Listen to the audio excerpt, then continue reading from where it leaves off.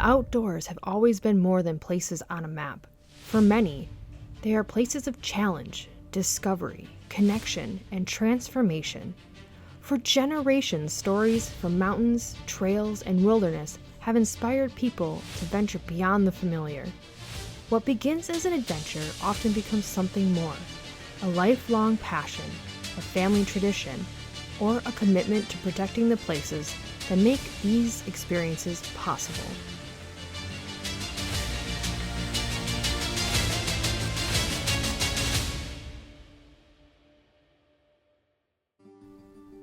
Few people understand that journey better than Peter Hillary. Peter has spent a lifetime exploring some of the world's most remote landscapes. From the high peaks of the Himalayas to the communities that call them home, his experiences reveal how a single connection to the outdoors can leave an impact far beyond the trail.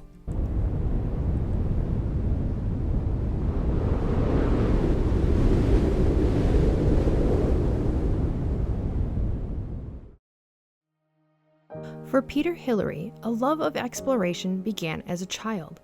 What started around campfires and mountain expeditions eventually became a tradition passed down through generations. But those experiences were never just about reaching a destination. They became stories. So we looked up and there was the summit just 30, 40 feet above us. I was brought up in an outdoor family. I guess you're either going to love it or maybe not. And I just loved it. Sitting around campfires out in the wilderness with groups of my father's climbing friends, and the stories and the, just the excitement around creating a new activity and then going off and being the young one going with them to experience some of those things. For me, the sort of person I was, there's nothing I wanted more to do. So, I was just inexorably drawn to a lot of those sorts of adventures, I think much as my father was before me. So, having grown up surrounded by adventure, Peter carried that same spirit of exploration into his own family. Enjoyed taking the kids. I mean, my kids have been very fortunate. I've worked in the sort of the outdoor adventure and travel areas. And so all four of my children before the age of 20 had gone to all 7 continents, been on minor expeditions with me. We had some celebrated what we called survival nights, sort of living out in the wilderness, sort of trying to find food. And of course, the stories around those will no doubt just grow over time and become more and more perilous and perhaps unreasonable in terms of me, the parent, even introducing them to it in that way. But that's all good too.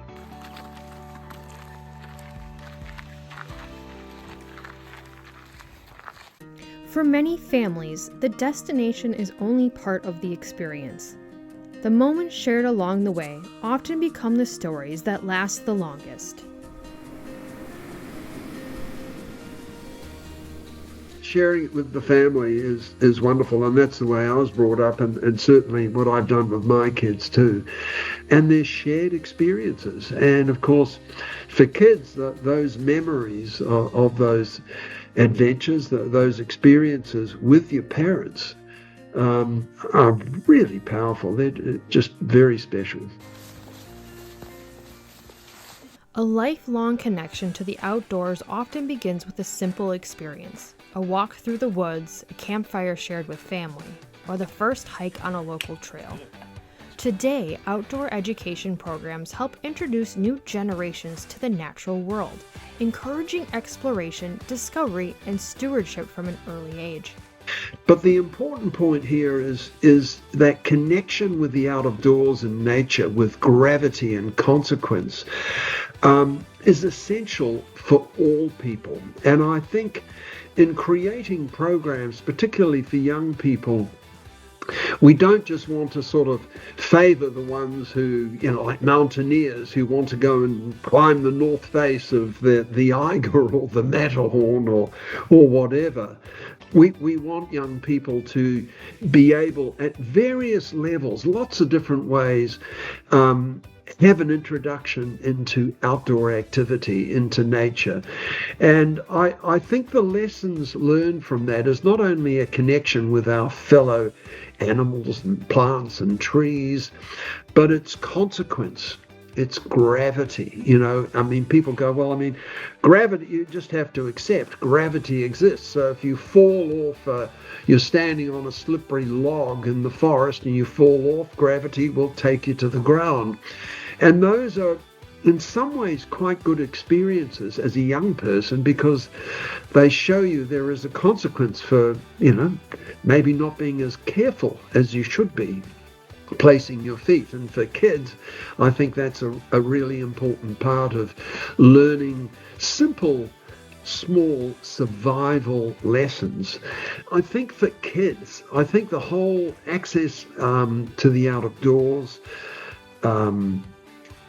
experience, that the consequence of what we do, I mean, just learning to engage with nature is really important.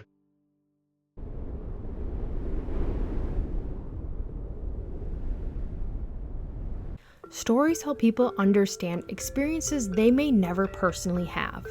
They create connections between individuals, places, and ideas. When those stories reach larger audiences, they can also influence how people think about access to the outdoors and the value of protecting those spaces.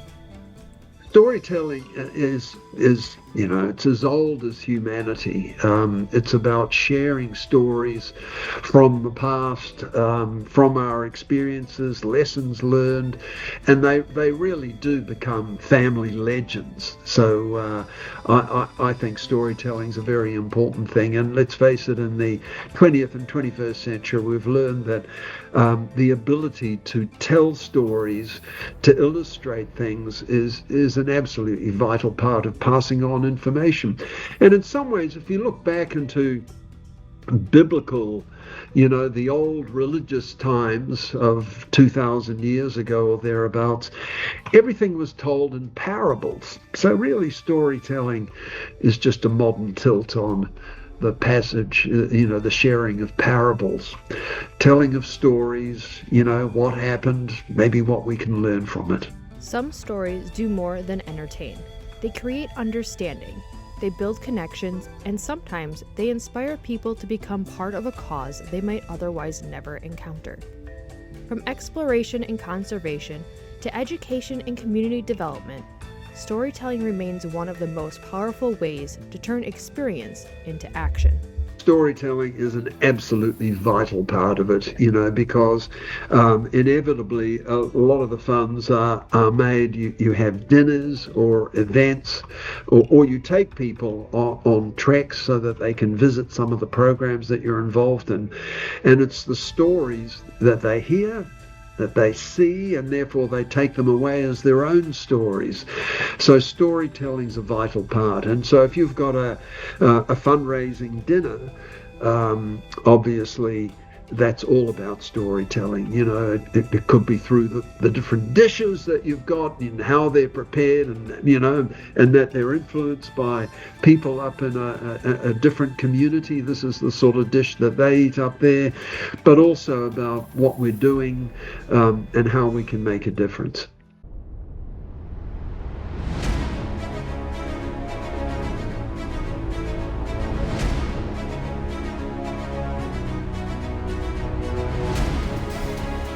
Few places in the world attract as much attention as Mount Everest.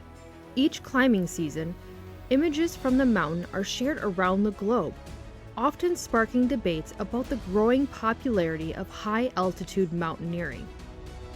During particularly busy summit windows, photographs of climbers waiting near the summit have fueled concerns about overcrowding, safety, and the future of adventure tourism on the world's highest peak. For many observers, these images raise questions about whether greater regulation is needed. Peter Hillary sees the conversation somewhat differently. There's just been a very successful mountaineering season on Mount Everest. and this has been going on for probably 15, 20 years.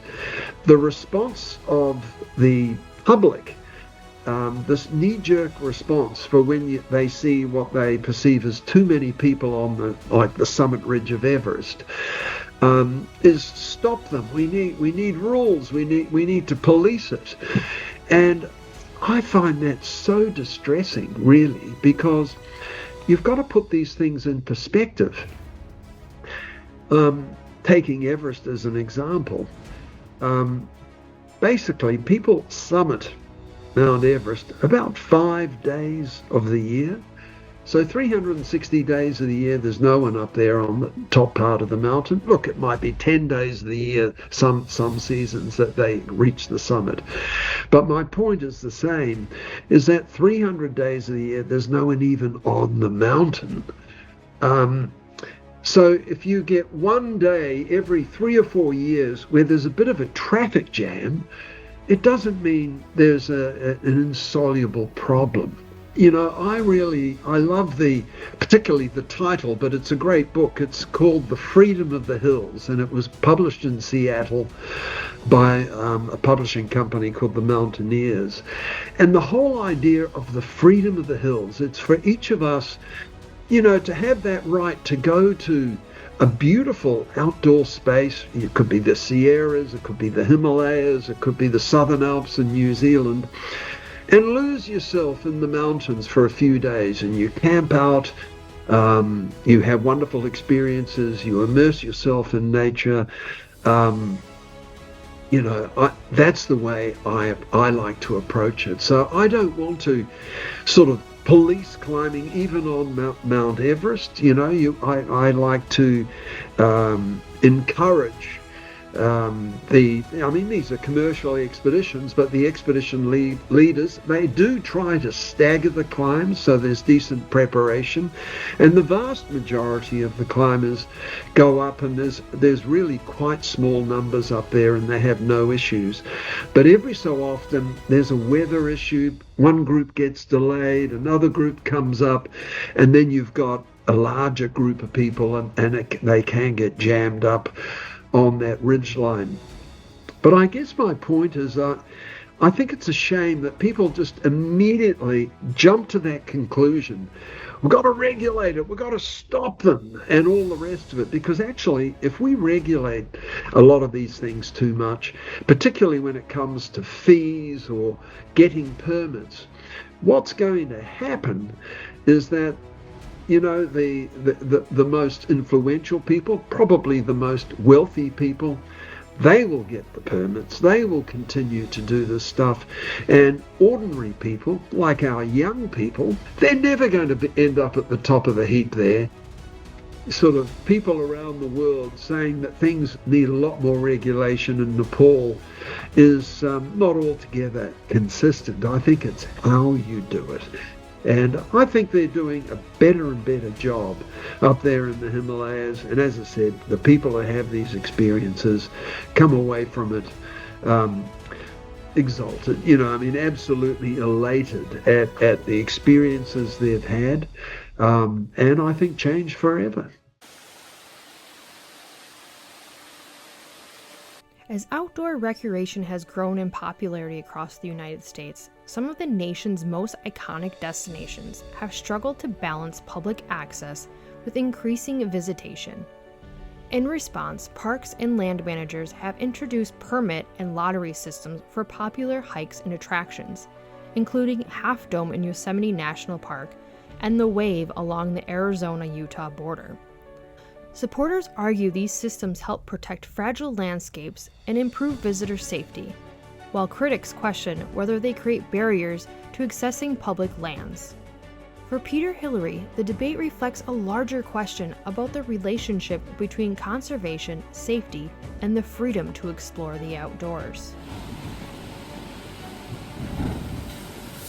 Look, I don't really like lotteries as a way of giving people a right to walk a trail or whatever, because it's so random, I mean, and then you've got the computer technology, so when they open it can just get jammed with people who've sort of already set their application up. I honestly think you've got to have a more personal way of doing it. I don't know exactly what that's going to be. Look, I understand that there are certain places in the world where you do need some governance and oversight to make sure that you don't just end up with vast crowds at any one particular time. Look, I think one way of doing it is perhaps extending hours, having early morning visits and late evening visits. And in other words, there's a lot more of a rotation. If you take the Himalayas as an example, in terms of mountaineering, it is a highly regulated mountaineering situation. So if you want to climb a particular peak in northern Pakistan, northern India, Nepal, you need a permit, and the permit you pay money for. You can only climb on that route in that season, and I personally think they should abolish that in its entirety, except for Mount Everest. I mean, you do need to control it, because Mount Everest is a magnet for all and sundry. I mean, including top mountaineers, people who've done great preparation and really, they've put the work in, they've done their apprenticeship, as I often like to say, so they're ready to go. But it also attracts a whole lot of people who really shouldn't be there. And they're a minority, because most people are pretty sensible, but they do create a lot of trouble for everyone else, including themselves. It's a big, dangerous mountain. So, I see Everest as a bit of an exception. But having said that, really, those rules only need to apply to the two main climbing routes, the standard routes on the mountain. A mountain like Everest is a huge mountain, and there are so many different ways you can climb it if you're good enough, if you have the capability to do it. So I don't think there should be limitations on people. If you've got some people in their 20s and 30s, they're young, they're motivated, they're really experienced, they're really strong climbers, they should be able to climb all over Mount Everest, just not on the main routes. And don't provide impediments. So try to limit the rules that come in around these things. But yeah, lotteries. I mean, who wins a lottery? No one wins a lottery. So it's not a very kind system. I think we need a better way of doing it.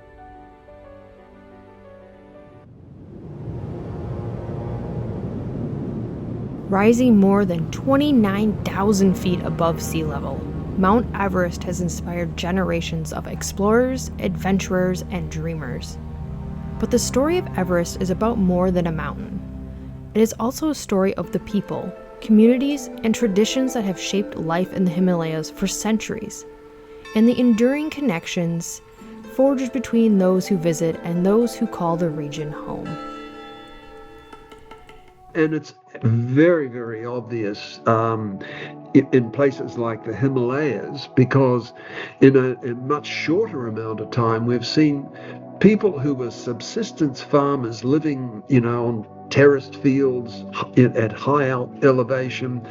The cash economy was barely part of how their lives existed, and adventure tourism, whether it's trekking, sightseeing, mountaineering, all of these things, has brought in different elements to their economy, and people are able to send their kids down to Kathmandu to do tertiary education, and obviously get qualifications in a variety of different ways. And this has happened in a very short amount of time. Basically in the last 30-40 years, we're seeing seeing these changes. And of course, you could say, well, there are some things lost. The sense of small community gets changed, and that's true. We see it. You can see it in the US, you can see it in New Zealand, you can see it in Nepal. But the benefits of that business is largely good.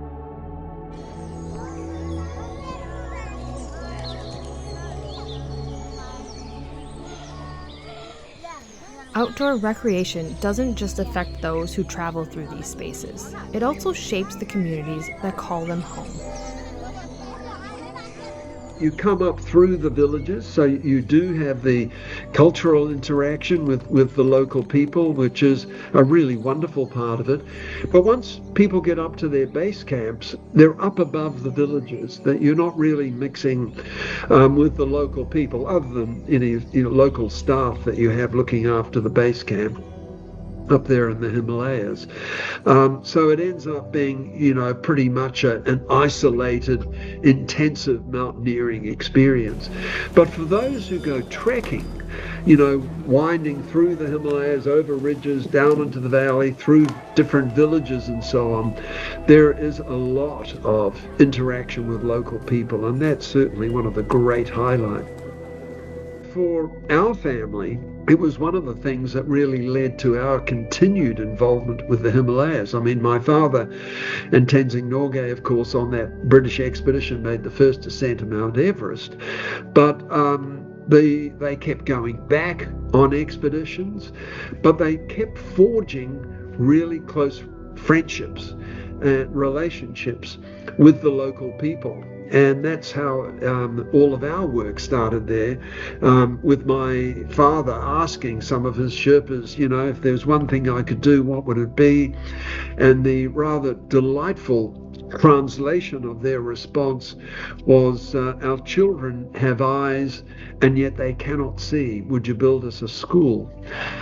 Meaning that education opens our eyes to opportunity and, I guess, what they can do in the world. So my parents started building, because of all the petitions, they started building schools and hospitals, and in the end 42 schools, hospitals, medical clinics, water systems, bridges over rivers, all these sorts of things, for the people and in collaboration with them. And I'm now the chairperson of the Himalayan Trust. My son Alexander is the general manager, and we continue this work up there. So it's something that's really carried on. Now, most mountaineers don't go back and work with local people living in the Himalayas, because life's pretty tough in that part of the world. But there are some, and certainly my father, Ed Hillary, was one of the big ones who really dedicated half a century of his life to fundraising. There was not only the Himalayan Trust here in New Zealand, but the American Himalayan Foundation, which is based out of San Francisco, and all these collaborating foundations have made a big difference to people living in the Himalayas.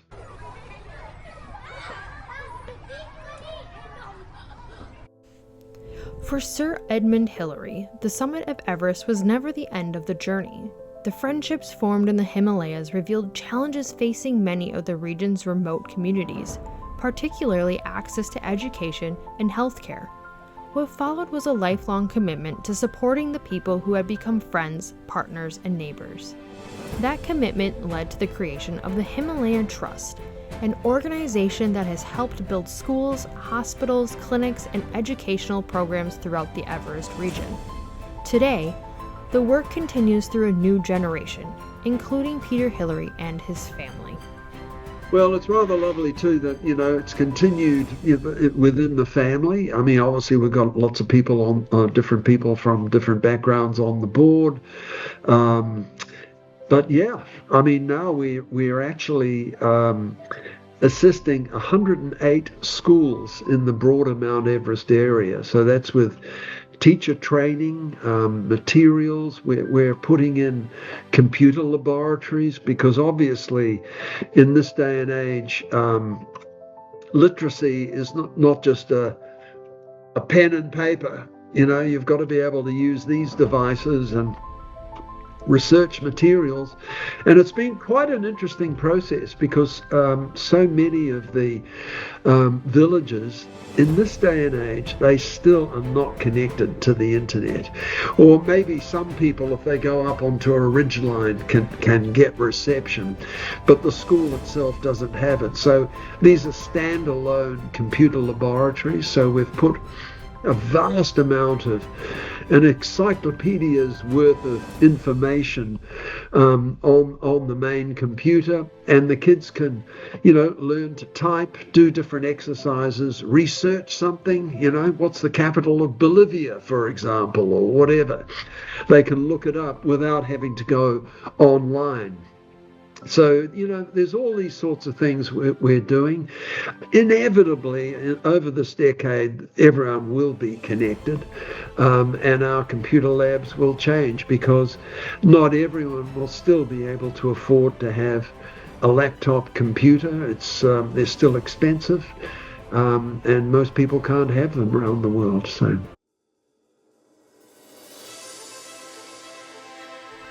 The mountains may be what first draw people outdoors, but the lasting impact is often found somewhere else, in the relationships formed, the communities strengthened, and the memories carried home. From family campfires to Himalayan villages, Peter Hillary's story reveals how a single connection to the natural world can ripple outward across generations. And perhaps that is the true legacy of the outdoors. Not simply the places we visit, but the stories and experiences that continue long after the journey is over.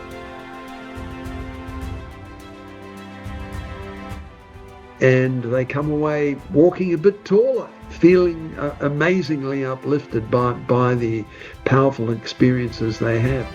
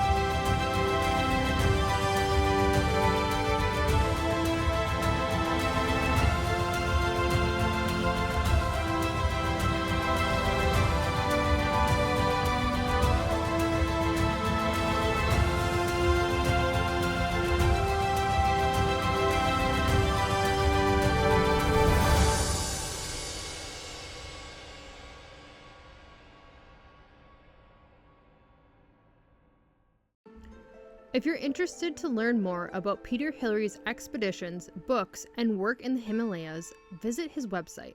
To learn about the Himalayan Trust and its mission supporting education, healthcare, environmental conservation, and community development in Nepal, please visit their website. Both links are below.